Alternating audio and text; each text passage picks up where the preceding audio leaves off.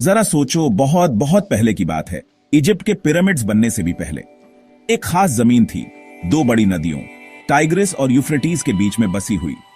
इस जमीन को मेसोपोटामिया कहते थे, जिसका एक पुरानी जबान में मतलब होता है नदियों के बीच की जमीन। आज ये एरिया ज्यादातर इराक देश में है। ये जगह बहुत ज्यादा इंपॉर्टेंट है क्योंकि कई हिस्टोरियंस इसे क्रेडल ऑफ सिविलाइजेशन यानी सभ्यता का पालना कहते हैं। यहीं पर लोगों ने पहली बार बड़े ग्रुप्स में रहना, शहर बनाना और जीने के ऐसे तरीके बनाना शुरू किया जिनकी झलक हमें आज भी दिखती है। इसे इंसानी तरक्की की बड़ी कहानी का सबसे पहला चैप्टर समझो, जहां आइडियाज उपजाऊ जमीन में बीज की तरह उगने लगे थे। अब ये जमीन इतनी खास क्यों थी? अरे, नदियां ही तो मेन चीज थीं। हर साल टाइग्रिस और यूफ्रेटिस में बाढ़ आती थी और जब पानी उतरता था तो वो अपने पीछे उपजाऊ जोरदार मिट्टी छोड़ जाता था। ये काली नमी वाली मिट्टी फसल उगाने के लिए एकदम परफेक्ट थी। लोगों ने सीखा कि उन्हें अब खाने की तलाश में इधर उधर भटकने की जरूरत नहीं है। वो बीज बो सकते थे, गेहूं और जौ जैसे अनाज उगा सकते थे और जहां वो रहते थे वहीं उन्हें खाने का रेगुलर सप्लाई मिल जाता था। ये एरिया उस जगह का हिस्सा बन गया जिसे हम फर्टाइल क्रेसेंट कहते हैं, मिडिल ईस्ट में एक बूमरैंग जैसा दिखने वाला इलाका जहां खेती सबसे पहले शुरू हुई। शिकार करने और खाना जमा करने से खेती करने का यह बदलाव एक बहुत बड़ा चेंज था, जिससे लोग एक जगह बसने और पक्के घर बनाने लगे। जैसे जैसे ज्यादा लोग बसते गए और खेती सक्सेसफुल होती गई, छोटे छोटे गांव कस्बों में बदलने लगे और फिर दुनिया के सबसे पहले शहरों में एरिडू, उरुक और ईयर जैसे नामों वाली जगहें सामने आने लगी। शहरों में एक साथ रहने का मतलब था कि लोगों को ऑर्गेनाइज्ड होना पड़ा। उन्हें रूल्स, लीडर्स और सिंचाई के लिए पानी और जमा किए गए खाने जैसे रिसोर्सेज को मैनेज करने के तरीकों की जरूरत थी। ये ऑर्गेनाइज सोसाइटी की शुरुआत थी जहां लोगों के अलग अलग काम होते थे।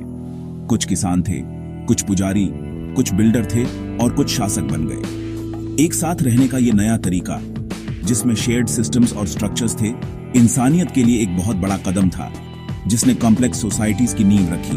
तो मेसोपोटामिया सिर्फ एक जगह नहीं थी, ये एक आइडिया था जो शक्ल ले रहा था।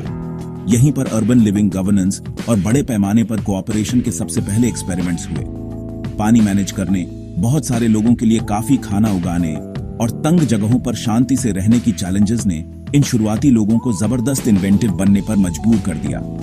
जो सॉल्यूशंस वो लेकर आए, जो सिस्टम्स उन्होंने बनाए और जो कहानियां उन्होंने सुनाई, उन्होंने न सिर्फ उनके अपने जमाने को डिफाइन किया बल्कि बाहर की तरफ भी फैली और उनके बाद आने वाली अनगिनत दूसरी कल्चर्स और सिविलाइजेशंस को इन्फ्लुएंस किया। इस जमीन ने सचमुच उन बहुत सी चीजों के लिए मंच तैयार किया जिन्हें हम इंसानी सभ्यता का जरूरी हिस्सा मानते हैं, एक नए युग के लिए एक सच्चा स्टार्टिंग पॉइंट। मेसोपोटामिया में सबसे पहले जिन लोगों ने सच में कमाल किया वो थे समीरियंस। करीब 4000 बीसीई में उन्होंने जबरदस्त सिटी स्टेट्स बनाए जो छोटे इंडिपेंडेंट देशों की तरह थे। हर एक का अपना राजा और अपना खास भगवान होता था। मशहूर सुमेरियन शहरों में यूअर, उरुक और लगाश शामिल थे। सुमेरियंस बहुत ही क्लेवर और क्रिएटिव थे। उन्होंने अपने आसपास की दुनिया को देखा और चीजों को करने के नए तरीके सोचे, ऐसी प्रॉब्लम सॉल्व की जो उनसे पहले किसी ने नहीं की थी। वो सिर्फ खेती में ही नहीं बल्कि सोचने, बनाने और ऑर्गेनाइज करने में भी पायोनियर थे। उनका इनोवेशन का स्पिरिट एक तेज रोशनी की तरह था जो उनके बाद आने वालों को रास्ता दिखाता था, जो इस उपजाऊ जमीन पर उनके शुरुआती काम को आगे बढ़ा रहे थे। समीरियंस की सबसे कमाल की अचीवमेंट्स में से एक थी लिखने की खोज। सोचो, एक ऐसी दुनिया जहां कोई किताब नहीं, कोई चिट्ठी नहीं, कोई साइन नहीं। उन्होंने क्यूनिफॉर्म नाम का एक सिस्टम बनाया जिसमें गीली मिट्टी की टैबलेट्स पर कील जैसे निशान बनाए जाते थे। इससे वो ट्रेड, कानून और कहानियों का रिकॉर्ड रख पाते थे, जैसे मशहूर एपिक ऑफ गिलगमेश, जो साहित्य की सबसे पुरानी रचनाओं में से एक है, जिसमें एक वीर राजा की कहानियां हैं। उन्हें पहिए का आविष्कार करने का क्रेडिट भी दिया जाता है, सिर्फ मिट्टी के बर्तन बनाने के लिए नहीं बल्कि बाद में रथों के लिए भी, जिससे ट्रांसपोर्ट बहुत आसान हो गया। उन्होंने जिगुरत्स नाम के बड़े बड़े मंदिर नुमा टावर बनाए जो आसमान की तरफ ऊंचे उठते थे अपने देवताओं के लिए। उन्होंने समय को भी 60 की यूनिट्स में बांटा, इसीलिए आज भी 1 मिनट में 60 सेकंड्स और 1 घंटे में 60 मिनट्स होते हैं। काफी समय तक ये सुमेरियन सिटी स्टेट्स अक्सर एक दूसरे से लड़ते रहते थे, लेकिन फिर उत्तर में एक नई पावर उभरी, अक्काडियंस। करीब 2334 बीसीई में सार्गन ऑफ अक्कद नाम के एक जबरदस्त लीडर ने सुमेरियन शहरों को जीतकर उन्हें अपने लोगों के साथ मिला लिया। उसने वो बनाया जिसे कई हिस्टोरियंस दुनिया का पहला सच्चा एम्पायर मानते हैं, जो मेसोपोटामिया के बड़े हिस्सों में फैला हुआ था। सार्गोन एक ताकतवर हस्ती था और उसके एम्पायर ने पहली बार अलग अलग लोगों को एक ही शासन के नीचे ला दिया। ये एक नया आइडिया था कि एक राजा कई अलग अलग शहरों और जमीनों पर राज कर सकता है, एक ऐसा बड़ा ज्यादा सेंट्रलाइज स्टेट बना सकता है जैसा दुनिया ने पहले कभी नहीं देखा था। अकाडियन एम्पायर के आखिर में कमजोर होने के बाद एक दौर आया जिसे ईयर 3 पीरियड कहा जाता है, कभी कभी इसे सुमेरियन रेनेसांस भी कहते हैं। करीब 2100 बीसीई में यूअर शहर फिर से बहुत पावरफुल हो गया और सुमेरियन कल्चर का जबरदस्त रिवाइवल हुआ। इस दौरान यूअर के राजा यूअर नामू ने सबसे पुराने लिखे हुए लॉ कोड्स में से एक बनाया। ये लोगों के जीने के लिए नियमों का एक सेट था जिसमें शादी, प्रॉपर्टी और जुर्मों की सजा जैसी चीजें शामिल थीं। ये इस आइडिया की तरफ एक जरूरी कदम था कि जस्टिस और ऑर्डर सबके जानने के लिए लिखे जाने चाहिए, ताकि वहां रहने वालों के लिए एक ज्यादा प्रेडिक्टेबल और स्टेबल सोसाइटी बन सके। कोडिफाइड लॉ का यह कंसेप्ट भविष्य के कई लीगल सिस्टम्स का आधार बना। बाद में मेसोपोटामिया में एक और बड़ा शहर मशहूर हुआ, बेबीलोन। ये एक ताकतवर एम्पायर का सेंटर बन गया, खासकर अपने सबसे मशहूर राजा हम्मुराबी के जमाने में, जिसने करीब 1792 बीसीई में राज किया। हम्मुराबी सिर्फ एक विजेता नहीं था, वो एक बढ़िया एडमिनिस्ट्रेटर और बिल्डर भी था। वो एक वेल ऑर्गेनाइज्ड और न्याय वाला राज बनाना चाहता था। उसे सबसे ज्यादा उसके मशहूर कानूनों के सेट कोड ऑफ हम्मुराबी के लिए याद किया जाता है। करीब 300 कानूनों का यह कलेक्शन एक ऊंचे पत्थर के पिलर, जिसे स्टेले कहते हैं, पर खोदा गया था ताकि सब देख सकें। यह एक कमाल की अचीवमेंट थी जो सोसाइटी में फेयरनेस और ऑर्डर की इच्छा दिखाती थी। हम्मुराबी का कोड बहुत डिटेल था, जिसमें रोजमर्रा की जिंदगी के कई पहलू शामिल थे। इसमें ट्रेड, परिवार के मामले, प्रॉपर्टी के झगड़े और यहां तक कि बिल्डर्स और डॉक्टर्स के लिए प्रोफेशनल स्टैंडर्ड्स जैसे मुद्दे भी थे। इसका एक सबसे मशहूर सिद्धांत अक्सर आंख के बदले आंख, दांत के बदले दांत के रूप में बताया जाता है। मतलब सजा जुर्म के बराबर होनी चाहिए। हालांकि कानून हमेशा सबके लिए बराबर नहीं थे।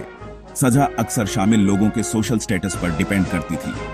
इसके बावजूद हम्मुराबी का कोड लीगल सिस्टम्स के डेवलपमेंट में एक बड़ा कदम था, जिसने इस आइडिया को स्थापित किया कि कानून लिखे जाने चाहिए और लगातार लागू होने चाहिए, जिससे पुराने जमाने की दुनिया में जस्टिस के लिए एक फ्रेमवर्क मिला।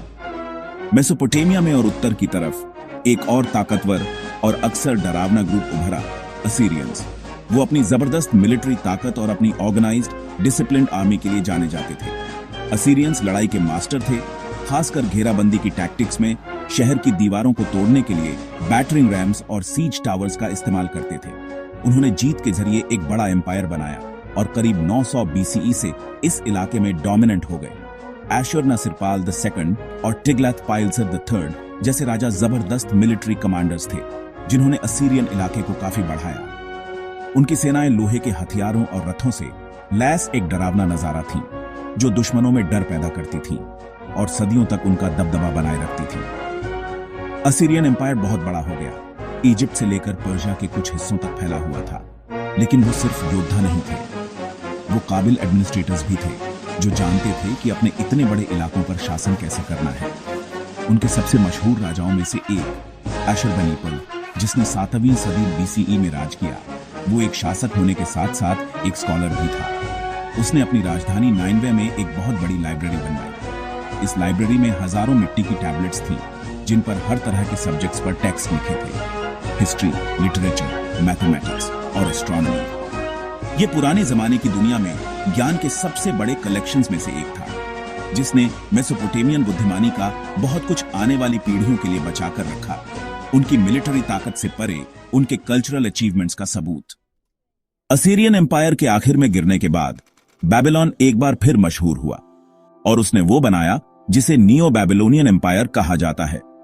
ये नया एम्पायर अपने चरम पर राजा नेबुखादनेजर II के जमाने में पहुंचा, जिसने 605 से 562 बीसीई तक राज किया।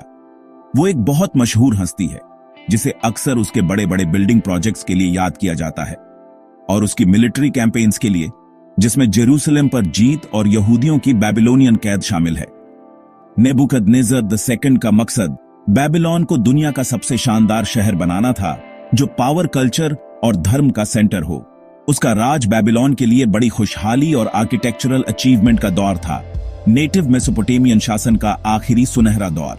नेबुकदनेस्सर द सेकंड के जमाने में बेबीलोन अजूबों का शहर बन गया। उसने मंदिरों, महलों और शहर की दीवारों को इतने बड़े पैमाने पर फिर से बनवाया जैसा पहले कभी नहीं हुआ था। सबसे मशहूर स्ट्रक्चर्स में से एक था इस्टर गेट, एक बहुत बड़ा, खूबसूरती से सजाया हुआ दरवाजा जिस पर नीली ग्लेज्ड ईंटें और सांडों और ड्रैगन्स की तस्वीरें बनी थीं। यह शहर के मेन एंट्रेंसेस में से एक था और बेबीलोन की पावर और शान का सिंबल था।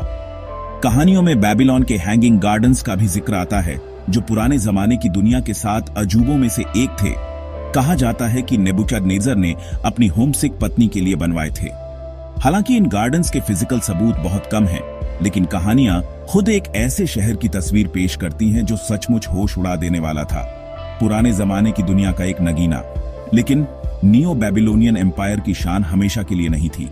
539 बीसीई में पूरब से एक नई ताकत, पर्शियंस, अपने राजा साइरस द ग्रेट की अगुवाई में बेबीलोन को जीत लिया। इस घटना ने मेसोपोटामिया के अपने लोगों द्वारा इंडिपेंडेंट शासन का अंत कर दिया। हालांकि मेसोपोटामियन कल्चर पर्शियंस और दूसरों को इन्फ्लुएंस करती रही, लेकिन ये इलाका खुद एक बड़े एम्पायर का हिस्सा बन गया।